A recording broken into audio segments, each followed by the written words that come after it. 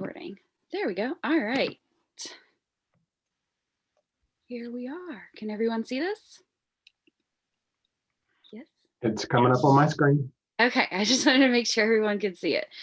All right. So good morning, everyone. My name is Heather Deschaine. I'm here with my co-presenter, Dr. Brown.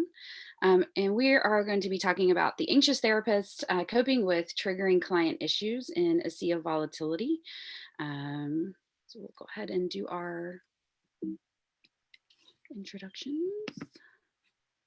This is me. So a little bit about me. I completed my master's in clinical mental health counseling with the Chicago School of Professional Psychology last year in April. And I am currently working on pursuing my doctorate in counselor education and supervision with the Chicago School as well. So I'm about a year into that program. As of right now, I am a resident in counseling in the state of Virginia, and I am working on my certification to become a certified substance abuse counselor. I will actually take my exam on April 24th. So we'll see how that goes. A little nervous, a little excited, but we'll see. Currently, I work as a substance abuse counselor at a medication-assisted treatment facility for opioid use disorders, and I do individual as well as group counseling therapy, and I also work in private practice 3 days a week, providing one-on-one therapy. That's a little bit about me. Okay, thank you. And I just want to note that I did try to get Heather to smile for her face shot here. Easier said than done. My name is Dr. Andy Brown. I'm a full-time faculty here at the Chicago School and the Counselor Education Department. And I also work as the Vice President of Education for the International Trauma Training Institute. I'm trained and certified traumatologist. And I'm also an anxious therapist. So I have a small practice on the side where I mainly see trauma and anxiety. And I also have generalized anxiety disorder. So. Same. All right. So we're gonna hop into it. So I'm going to start with just a quick story of something that I experienced a few weeks ago. So about 3 weeks ago, I had a client walk into my office and he sat down across from me and he just started to, without any prompting from me, just completely unload about everything that he had been experiencing over the last basically year. Everything that had been stressing him out, everything that he felt was just his top stressors and everything that had been going on with him. And the more he talked and the more he was unloading and, processing, the more and more uncomfortable I got. And I couldn't quite put my finger on it. I was like, what is making me feel not comfortable in this moment? And I had never had this happen before. He was a client I had worked with in the past. We had good rapport. And so I couldn't quite figure out what it was. And then all of a sudden it hit me. It was like a light switch. This person, as he was talking, embodied pretty much every ideal and value that was completely opposite to what I hold as important and valuable. And that's where my discomfort came from. And so in that moment, I realized, okay, I'm super uncomfortable. This is making me really almost nauseous because I felt so uncomfortable. And I had to find a way to, in that moment, bring myself back to here and now because I found my thoughts just kind of going all over the place. And that's kind of what the whole purpose and thought processes behind our presentation is. What happens in that moment when we as the counselor are in session with a client whose ideals and morals and values are completely opposite of ours? So imagine we have some of these individuals on the screen who might actually embody some of those complete opposite values. What would it be like for you to have someone who walks into your office who presents as someone who's very opposite from what you believe in, what would that experience be like for you? What would you experience? What would you feel in that moment? And so for me, I felt very anxious to be completely upfront. I felt almost sick to my stomach and had to find myself again, kind of coming back to here and now and focus on the present. And so we kind of want to open it up to you guys at this point. Has anyone had that happen to you in the past where you've had a client come in who made you feel that way in session?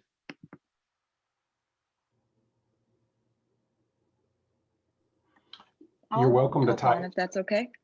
Yes, please. You're welcome to type it in the chat as well. Yeah. I had a client who I had worked with before as well, and he was venting his anxiety over his neighbors, and then he began to talk about foreigners and kicking them out of the country and they didn't belong, and conspiracy theories, including and I'm Jewish, including conspiracy theories around Jews controlling the world and the pandemic, and it was a moment. I'll say that. Mm-hmm. It was.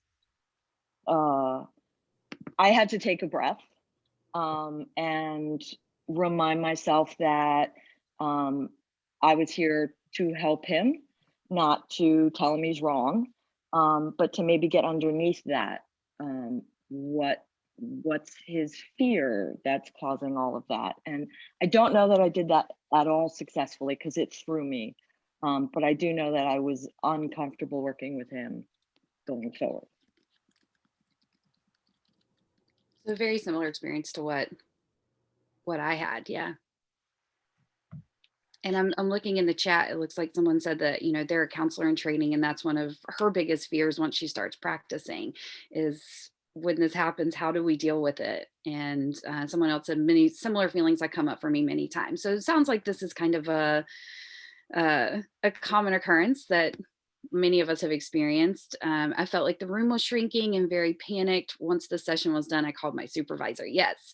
I actually reached out to Dr. A after this happened to me and was like, I just need to process this. I need someone to talk to in this moment, to kind of just again process and figure out what I was experiencing and what I felt. And very similar to what Hannah said in the chat, I felt very panicked. I felt like again, I felt like I was going to be sick, to be completely honest. So sounds like it's a pretty common occurrence that many of us have experienced. So how do we deal with that as counselors, right? When this is happening to us in the moment, what do we do in order to overcome these feelings?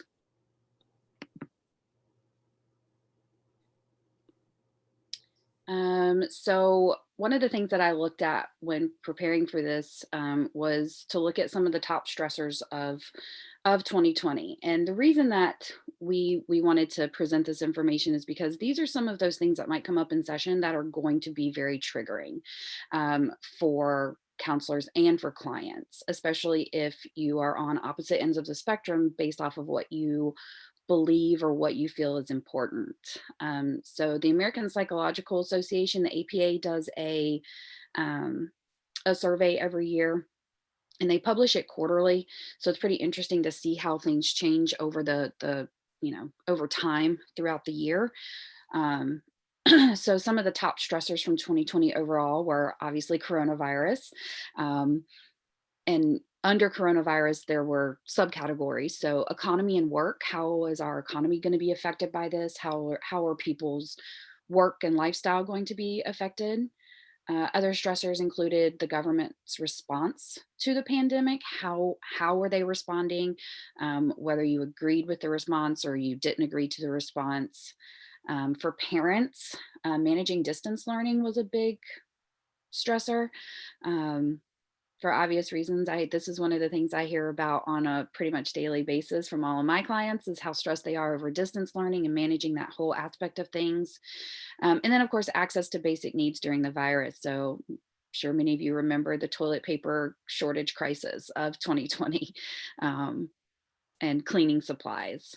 But other stressors included healthcare, access to healthcare, mass shootings, climate change and global warming, uncertainty in the nation in general, long-term well-being / future of the nation, discrimination, particularly with the Black Lives Matter movement and the Me Too movement and racial discrimination. And then, of course, the political climate surrounding the 2020 election. So these are all things that clients might come to us to talk about.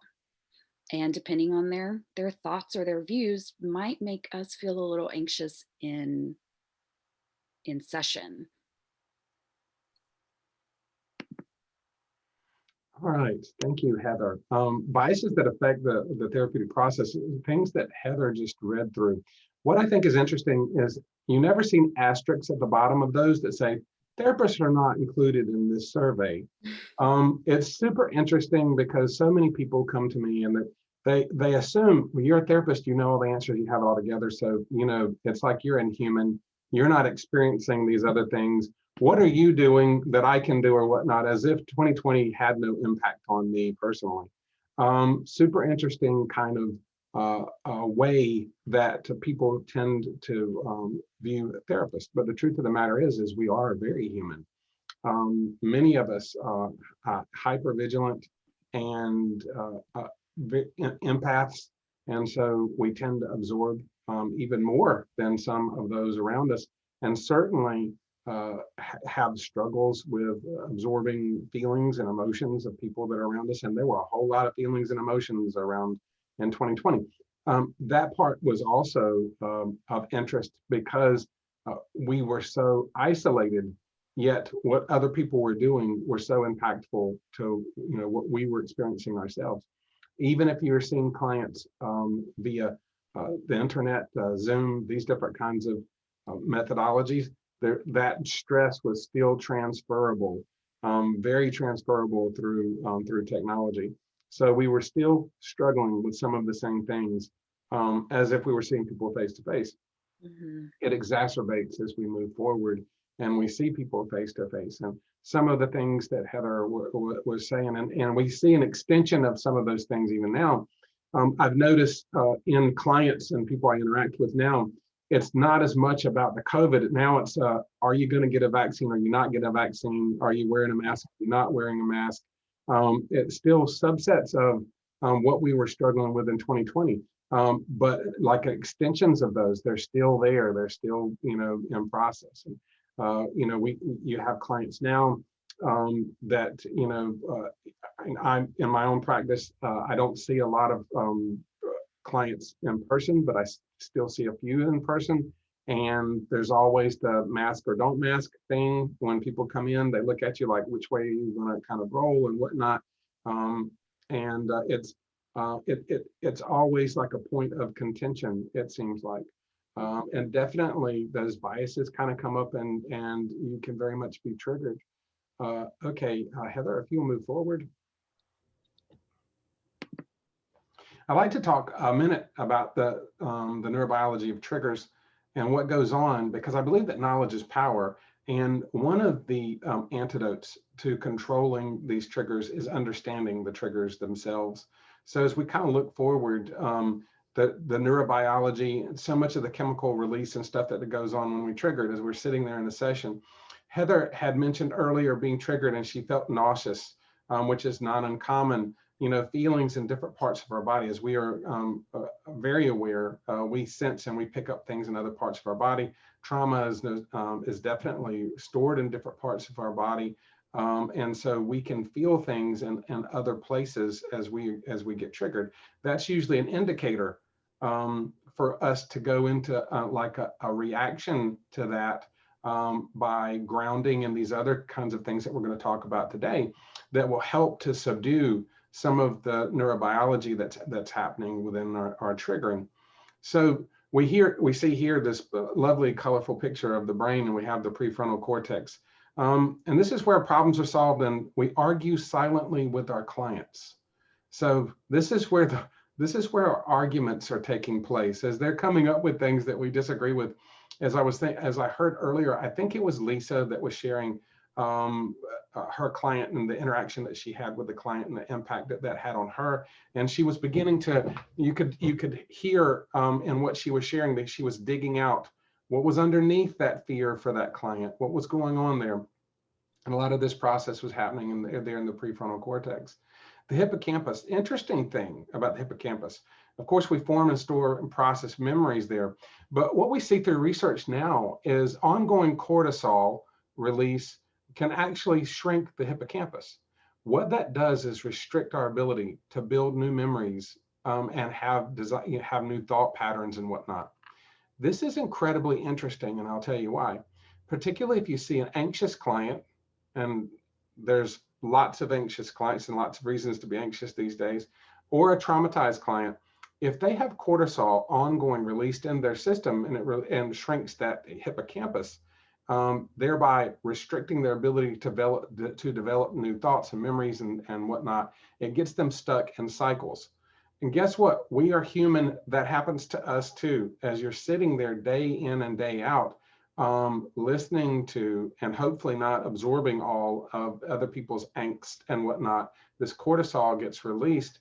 And sometimes it impacts our ability to be creative and create new thoughts and stuff as well. So when people get stuck in this thought pattern, in this process, it can be incredibly challenging to move them forward. They get what we would say in therapy, where they get stuck. And of course, we being human can get stuck right along with them. Incredibly important piece when you're thinking about that. One of the reasons why we work against stress, one of the reasons why we should be grounding, one of the reasons we should be doing self-care to subdue that cortisol release, to offset that cortisol release in order to keep our brains healthy so that we can interact with these people in different ways. Also think about the impact of that if you treat clients with anxiety and you treat clients with trauma and whatnot. When you're trying to develop new patterns, new thought processes, think about the use of cognitive behavioral therapies and these different kinds of things with people who have a hippocampus that's been impacted by the cortisol. More challenging there, more challenging indeed. Then we have the amygdala, which is like the epicenter of trauma anxiety for us. What we know about the fight or flight and freeze response is held there. It looks like an almond, which is amygdala is Greek for almond, and it's bilateral. If you put a finger through your eye and through your ear, I would not encourage you to do that, but you would connect where your fingers connect is where the amygdala will be located, both sides of your brain. And the amygdala is there really to protect us. It has other subsets of things that it does, like it connects us with others.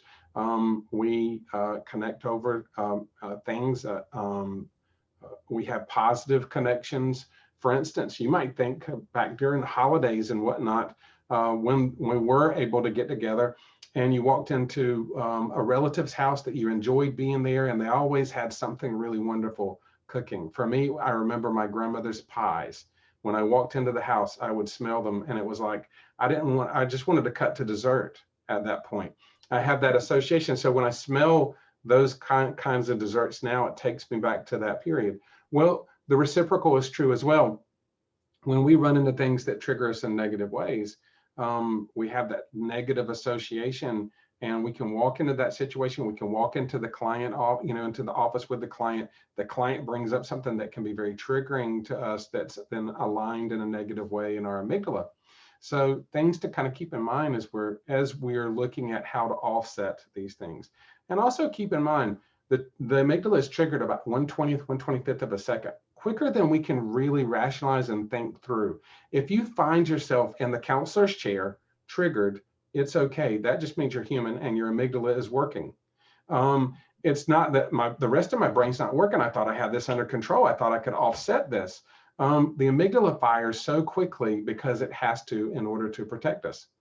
In the lateral nucleus of the amygdala is a pocket, like a holster of sense-based memories. They are there to protect us, but they're not always rational. We rationalize things in the other part of our brain. So things to keep in mind as we're moving forward. Speaking of moving forward, Heather, you're welcome to progress forward. Sure. Thank you very much.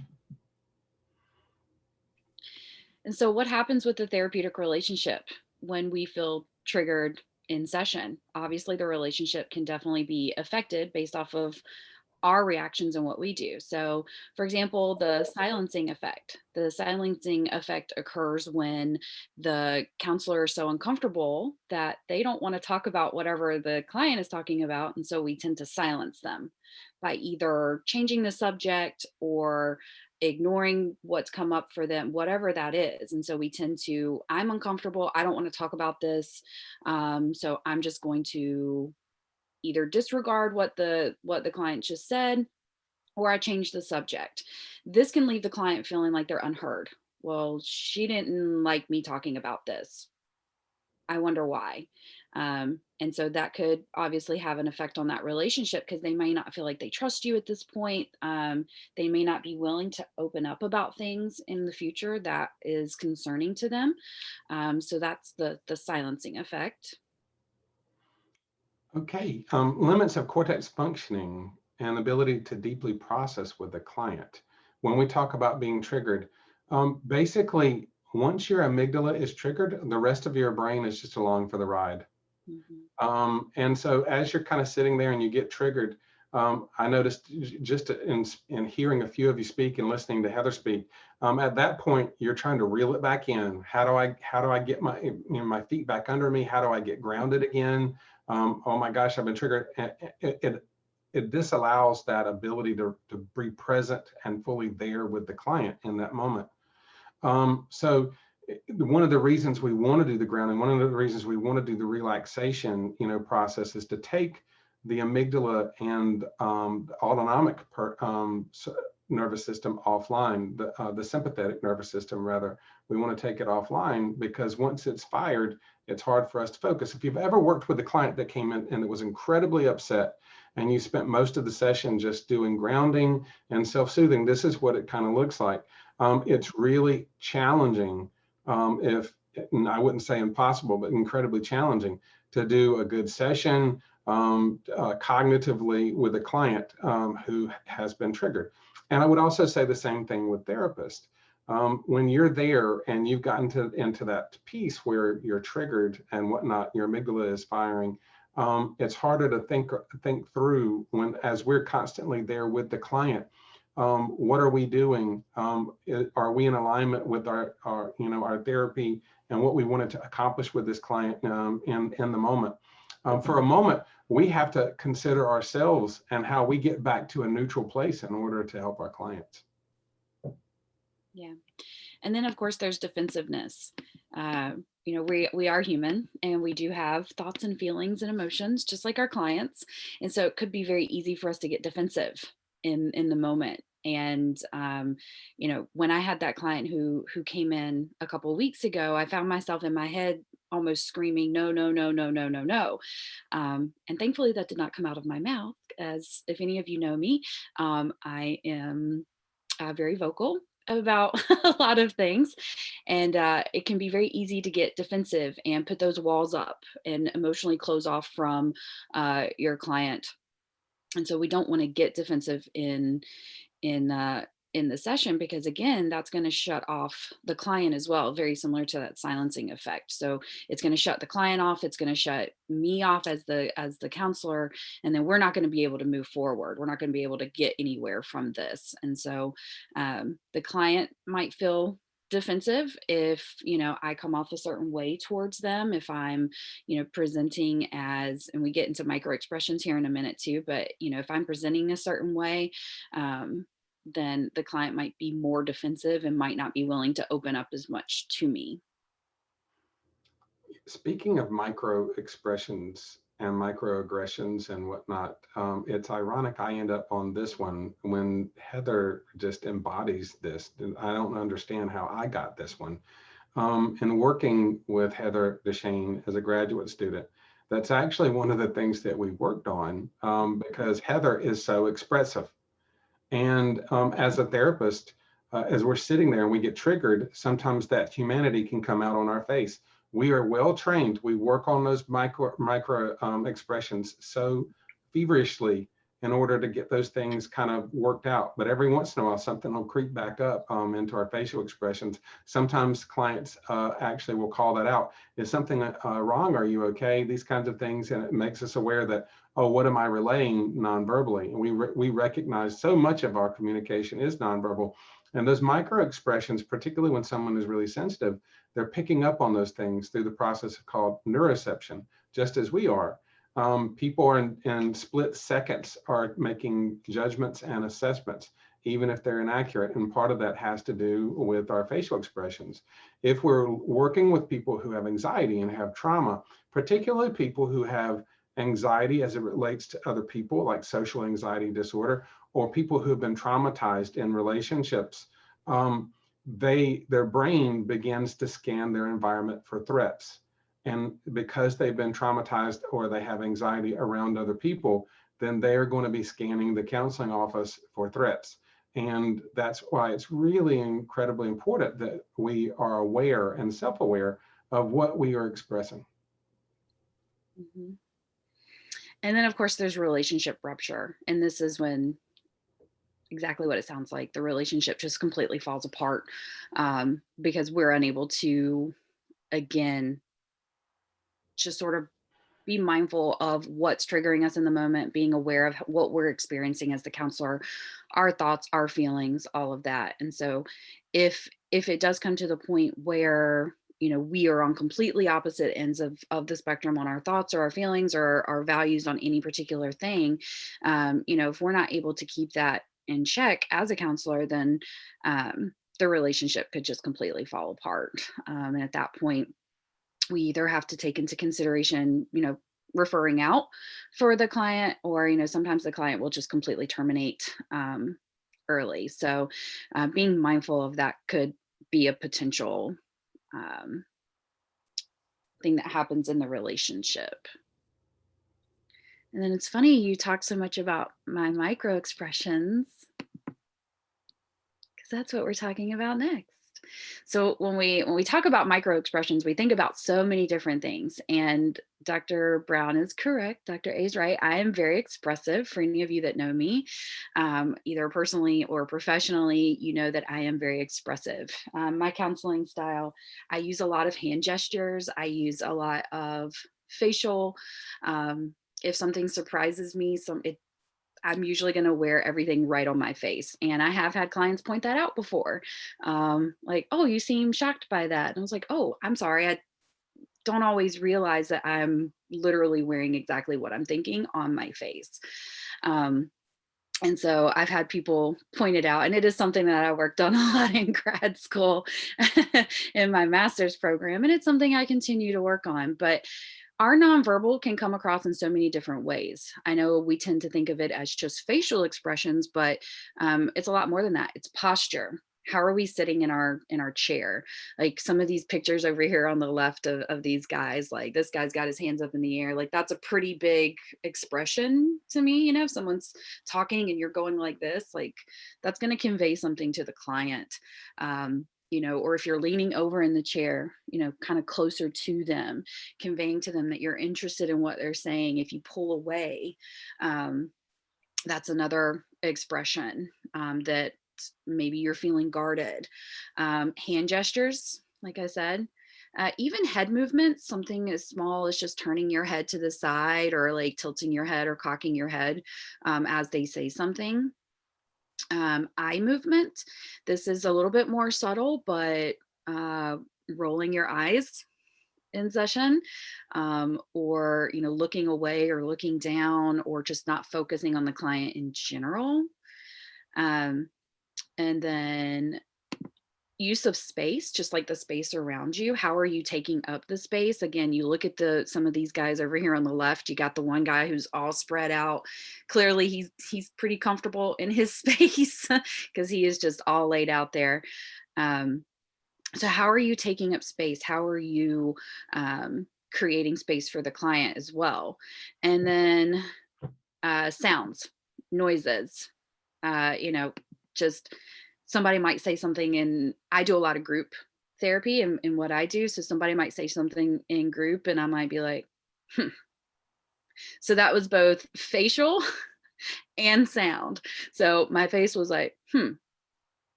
And so clients are going to pick up on that. How are those expressions that we are putting off to the client? How is that affecting them? Based off of what we're experiencing, like I feel triggered. So my natural reaction sometimes is to sit back in my chair and kind of cross my arms, which you guys can't see, but, but cross my arms or cross my legs. Or I might even do this and, my brows furrow. And so being mindful of all of that, how am I wearing my expression? How am I presenting myself to my client? And a couple of people, I actually threw my hands up before in a session. I was so embarrassed. I laughed so hard I turned red. It was such a mistake. Yeah. So I've done that before. I can definitely relate to that. I've been in session with someone and they said something that I felt triggered by. And I was like, what? I was almost at like a loss for words. And my client was like, what's wrong? So just being mindful of that, right? If we are triggered in that session, how are we expressing that to both ourselves and to our clients? Some of these little guys over here on the left are the greatest. Like this one with the mouth, that's me a lot too. So just being mindful of that. Some of these guys, they look very uncomfortable. All right, what to bracket versus what to address. All right, so we got our cute little birds over here. So bracketing is essentially compartmentalization. It's what can I put away right now in order to eventually come back to and address. So bracketing is a 3-step process. It's one, acknowledging this is what is occurring. This is what I'm experiencing. This is what I'm feeling. Okay, this is what's going on with me right now. 2 is setting it aside. Even if you have to physically, for me, I have to mentally imagine myself taking this thing, whatever it might be, and just sort of, I'm just going to set it up here. It's in its nice little box.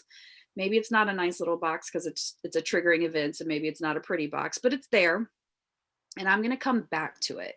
And that's the most important part, is returning. That 3rd step of that process is being able to return to it, to process it and figure out what about the situation was challenging or triggering for me in that moment.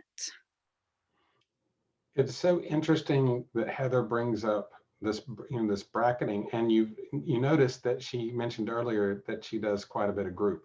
Yeah. Well, as a backstory, I had the privilege of working with Heather in group processing in a graduate program, and I will share that Heather was not a fan. Heather was not a fan, and Heather expressed that both verbally and non-verbally. And if you know Heather, you know that to be true, that she's expressive in both ways. So I bracketed some of my thoughts and feelings about this, and I just encouraged her. I encouraged her to trust the process and move forward. And of course, she got on the other side of that, and now she's doing like a gazillion groups and doing a really wonderful job at that. I want to kind of to talk about bracketing and what to bracket here for a moment, but I'll also say this: if you're initially triggered, bracketing is a cortex-based focus. So in other words, you're thinking through this. You're acknowledging, you're setting aside, you're making a decision to return and when to return. All of that is very cortex based. And that's all well and good, but if your amygdala is fired, you have to assuage the angst of the moment and calm and soothe the amygdala before you can move forward and fully think through your options and what you're doing. So, and that would include what to bracket. What to bracket and happens in the prefrontal cortex, which is the most challenging part of our brain to access. That's why you'll notice when you're hungry, angry, late, tired, some of you remember HALT, H-A-L-T. If you're hungry, angry, late, tired, really challenging part of the brain to access neurologically. And if your amygdala is fired, it makes it even more challenging. But at this point, we're considering acknowledging, setting aside, and returning. Returning to what? Returning at what point? And what do we bracket, by the way? You know, so if someone comes in and they're triggering us, I saw in the chat, one person said that they treat trauma and sometimes trauma can be triggering. Absolutely. Yeah. Absolutely, it can be triggering. And in that moment, what does triggering look like? You know, there's different opinions even about crying in session as a therapist. Sometimes I will say, you know, as if we have a switch that we can flip. My rule of thumb is that I encourage therapists not to cry more or harder than their clients. Sometimes that happens when you're overtaken by someone's story, obviously. And so when we consider what to bracket, the first thing always is there a genuine safety concern? So as we're listening to people, sometimes you have these perfect treatment plans in mind, and you come in with these perfect treatment plans going, and you've got everything arranged. You come in, and then you start hearing things from your client that kind of sound like maybe they're unsafe. And all of a sudden, that treatment plan gets set aside. And now you're like, oh, I've got to do one of those. I got to do a suicide assessment. I have to do a suicide assessment now. You know, I hadn't planned to do this. I've got to make sure I do it right. Huge fear of young therapists as we're going through training. Will I assess suicide accurately? I don't want to mess this up. You know, I don't want to have anyone die on my watch, you know, is one of the thought processes. And so that can be incredibly triggering. And it's something that obviously shouldn't be bracketed. It should be addressed, of course, directly. Yes. So the next part, also a cognitive function. When is my opinion therapeutically aligned with the client's needs? So we have our opinions and we are sure that we are right. We're sure that we are right What do you on. mean? I am right. What are They you are right. talking about? We are right, and they are obviously they need to be enlightened. And you know, of course, we also are advocates. And so when someone comes in and speaks negatively to something that we actually stand up for, well, that can be incredibly triggering.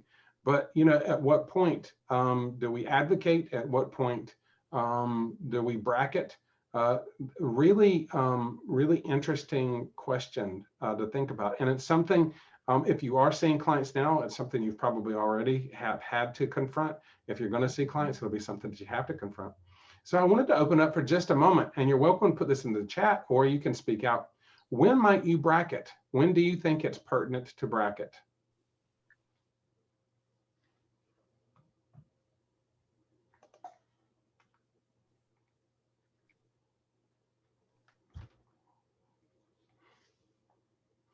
I'll actually share something that happened to me yesterday in an individual session with the client. I have a 30-year-old male that I see one-on-one, who he's gone back and forth with a domestic abusive relationship.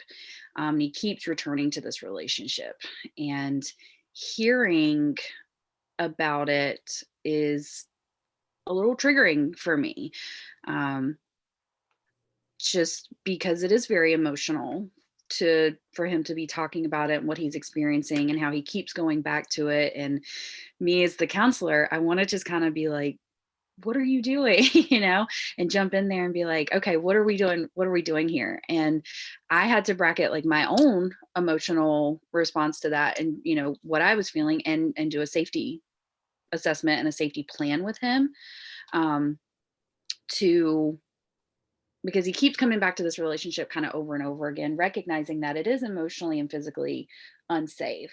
And so we had to put into place a safety plan yesterday for, you know, if this person were to reach out to him again, what's he going to do?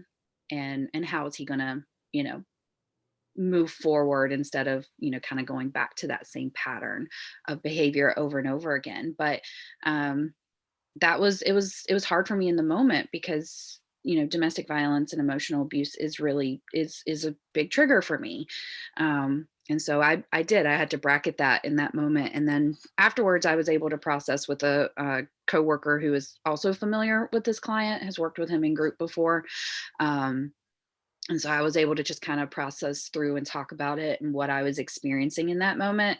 But that was just an example of something that happened literally yesterday. Thank you, Heather. I appreciate you sharing that example. And there, again, if you haven't started seeing clients, that is something that you're going to really want to consider. What do I bracket? When do I bracket? And then following those 3 steps are incredibly valuable. If there is something that comes up that's volatile for you, or something that you think needs to be addressed, acknowledge it, set it aside. It gives you an opportunity to kind of think through that. Is this something that's pertinent? Is this something that needs to be addressed? And how do I go about addressing it without rupturing the relationship and whatnot? Okay, Heather, if you'd like to move forward. Sure. All right. So self-soothing and calming in the moment. So one of the things that I did when I had this client in my office a few weeks ago was I used an anchoring technique. In the office, I have a small stone, very similar to the ones on the right here, that is has the word gratitude written on it. And so I picked up that stone and I just kind of held it in my hand, and I kind of ran my thumb back and forth across the word gratitude, and I just sort of anchored myself in where I was right here, right now.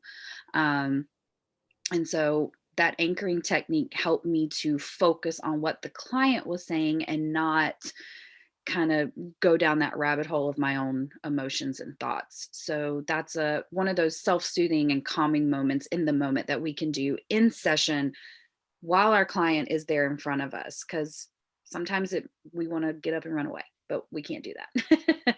So how can we ground ourselves in the here and the now? So anchoring, finding something that I can use. I don't have that stone with me, but a lot of times when I get anxious or I get nervous, I find something that I can hold in my hands.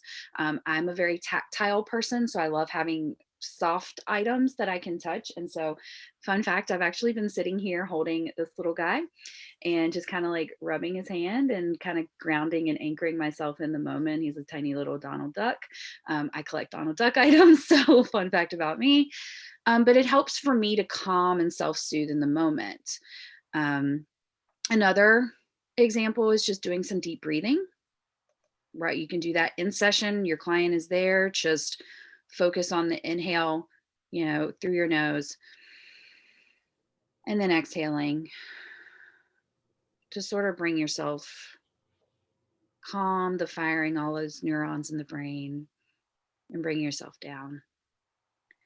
And then there's the 5, 4, 3, 2, 1 exercise.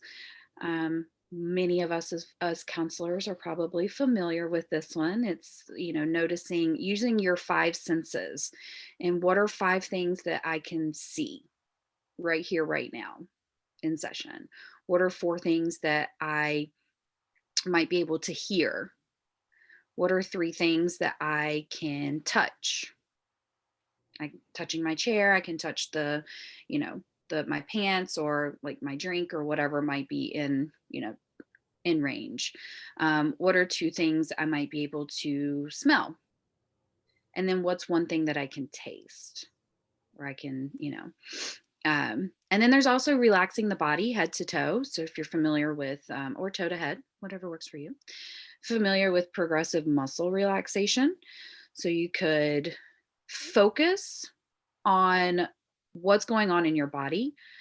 For me, when I feel tense or I feel anxious, I notice that this starts to happen. And so focusing on the body and relaxing, being intentional about relaxing those things. So doing this. I also tend to lock my jaw. So being mindful of that and paying attention to my body and being mindful and again, intentional of releasing and relaxing. That's incredibly important, because what happens is a process called reciprocal inhibition. And basically, that's what that simply means is your body cannot be incredibly tense and incredibly relaxed at the same time. As I was sharing early, as far as the neuroscience goes, when we get tense and we get fired and our amygdala fires, it dumps a lot of chemicals on our body: norepinephrine, epinephrine, adrenaline, cortisol, all these different things just course through our body. So when we do the relaxation and the deep breathing, relaxing our body, relaxing the jaw in Heather's case and whatnot, it actually triggers the parasympathetic nervous system, which takes the sympathetic or the fight or flight response offline. So if you're sitting there in a chair and you're triggered, what we're really wanting to do is fire the parasympathetic nervous system through relaxation to take the other nervous system offline. Yeah.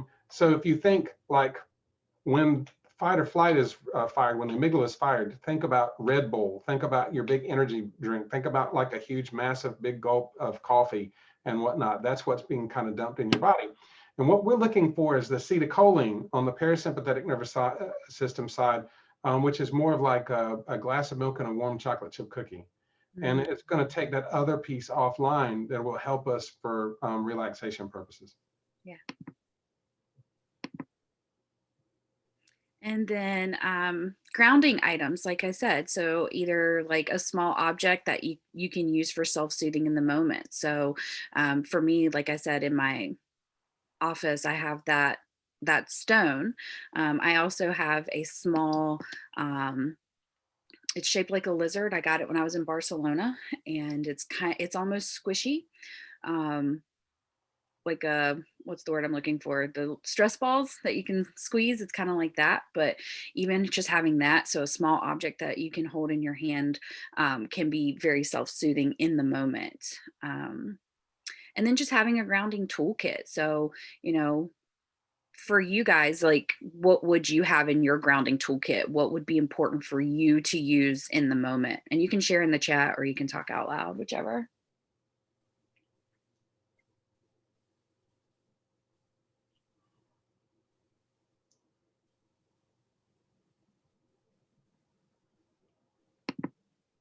Play-Doh.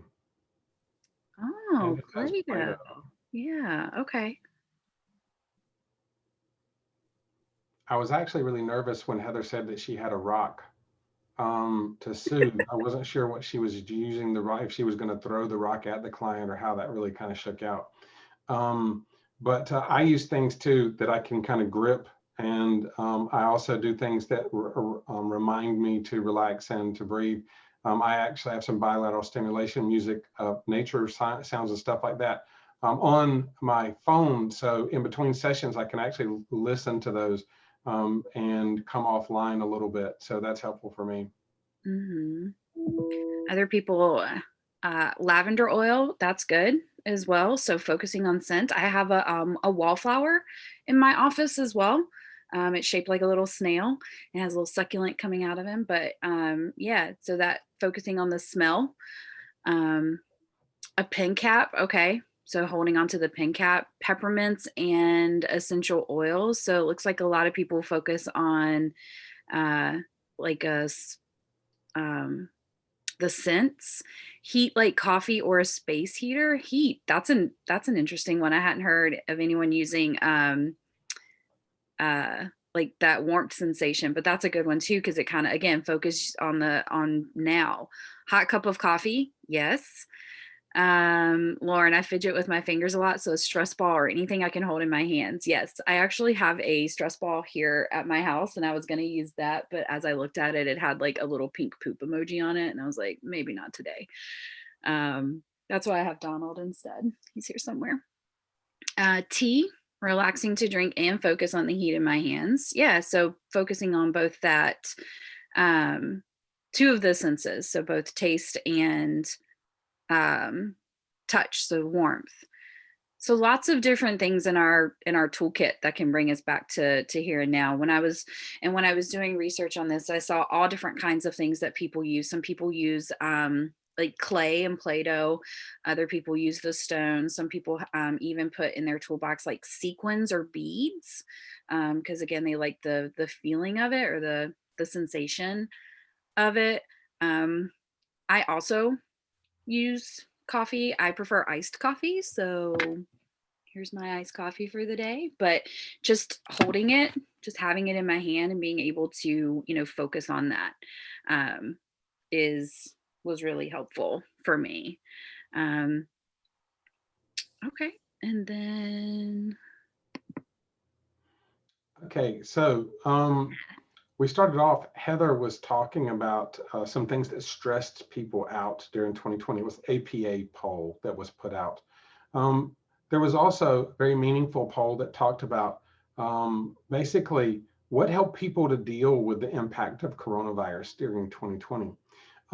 Interestingly enough, the most important thing was connection. The one thing that we struggled with probably the most was also the thing that really kind of helped to keep us afloat. Exercise, of course, exercise is used in so much research to compare different things, whether it's medications or other techniques, because it's incredibly effective. It pushes the cortisol, the norepinephrine, epinephrine, and the other chemicals in our body through our system more quickly, and so they don't build up. Incredibly important, and as well as motivation, meditation, these different kinds of things, as you can see here, all the way down to avoiding media at the bottom. So just the different things that were kind of listed out. I have no idea why or how this kind of came up, or if this was on the initial research. I didn't read through it, but you'll see the second to the last one says entertainment and porn. I don't know if I would have actually put that on a psych, any kind of a psych research, but I found that it was interesting that it did turn up. Of course, a lot of people use entertainment and whatnot, but interesting subcategory. at least they were being honest. They were being honest. That's what we hope for. That's all we can ask for. And so what I wanted to do today as kind of to bring us back down, because we have talked about some things that might have been triggering today, is I wanted to do a progressive muscle relaxation with you all. If you've never done this before, this will be a new experience for you. If you have done this before, maybe it'll be a refresher. So I want you guys to just kind of get comfortable wherever you are. If you're comfortable closing your eyes and relaxing, please feel free to do so. And we're going to begin by taking a deep breath and just noticing how the air fills our lungs. And then we're going to hold the breath for a few seconds before releasing slowly and focusing on the tension leaving your body. Take in another deep breath and hold it. And again, slowly release the air. We're going to focus our attention on the feet. Begin to tense your feet by curling your toes and the arch of your foot. Hold on to the tension and notice what it feels like. Release this and notice the new feeling of relaxation. Now we're going to focus on the lower leg. Tense the muscles in your calves. Hold them tightly and pay attention to the feeling of tension. Release the tension from your lower legs. Again, notice the feeling of relaxation. Remember to continue taking deep breaths throughout this exercise. Next, tense the muscles of your upper leg and pelvis. You can do this by tightly squeezing your thighs together. Make sure you feel tenseness without going to the point of strain. Now release and feel the tension leave your muscles. Begin to tense your stomach and chest. You can do this by sucking your stomach in, squeezing hard, holding, and then releasing. Allow your body to kind of go limp and relax. Continue to take deep breaths. Breathe in slowly, noticing the air fill your lungs, and hold it. Release the air slowly. Feel it leaving your lungs. Next, tense the muscles in your back by bringing your shoulders together behind you. Hold them tightly. Tense as hard as you can without straining and keep holding. Release the tension from your back. Feel the tension slowly leave your body and the new feeling of relaxation. Tense your arms all the way from your hands to your shoulders. Make a fist and squeeze all the way up your arm.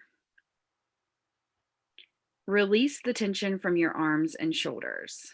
Notice the feeling of relaxation in your fingers, hands, arms, and shoulders. Move up to your neck and your head. Tense your face and your neck by distorting the muscles around your eyes and mouth. And release.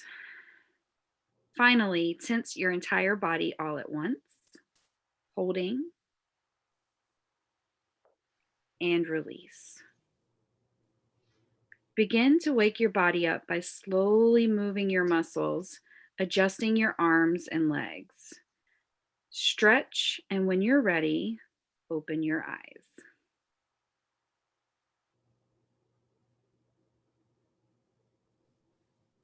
All right. Hopefully we're all feeling a little loosey-goosey now. I did have a question in the chat asking, how do you come back from a negative micro expression in session? Am I honest with the client about what you're thinking, or simply apologize and try to move on? It definitely depends on the topic and what's going on. I don't ever want to make my client feel more uncomfortable or that they can't open up to me. So if I do have a negative micro expression and they point it out to me, or I notice it myself, I definitely will apologize and say, I'm sorry. You know, this is the thought I had, or that kind of took me by surprise that you said that, or something along those lines. If they want to talk about it, then we'll definitely talk about it more and process it. But a lot of times they tend to just be like, oh, okay, and move on. But yeah, I'll apologize and we'll talk about it if they want to talk about it. But yeah. So any other questions or any comments, thoughts? Thank you all so much for being here. We appreciate your time. We know you have lots of choices and things that you could be doing at this moment, and we appreciate you spending time with us.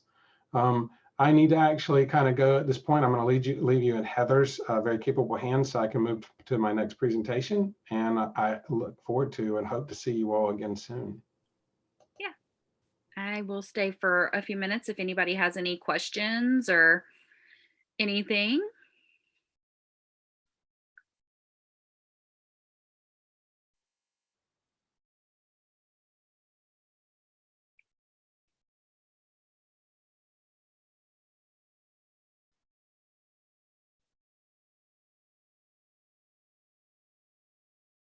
Thank you, Dr. Hudson.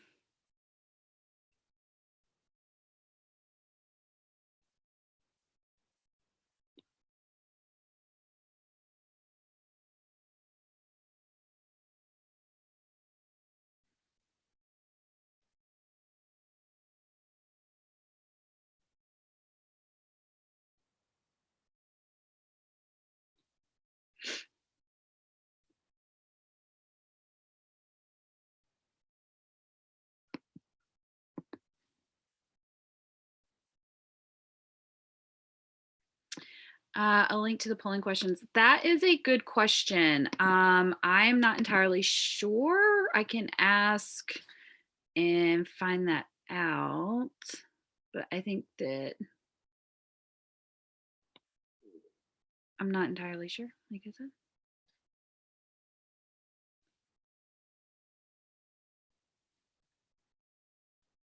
Stop sharing.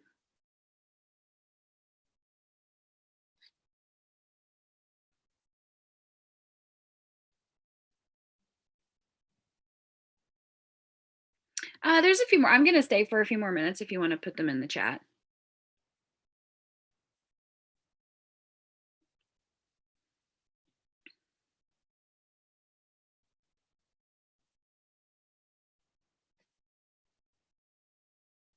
Thanks you all so much for coming. I appreciate it.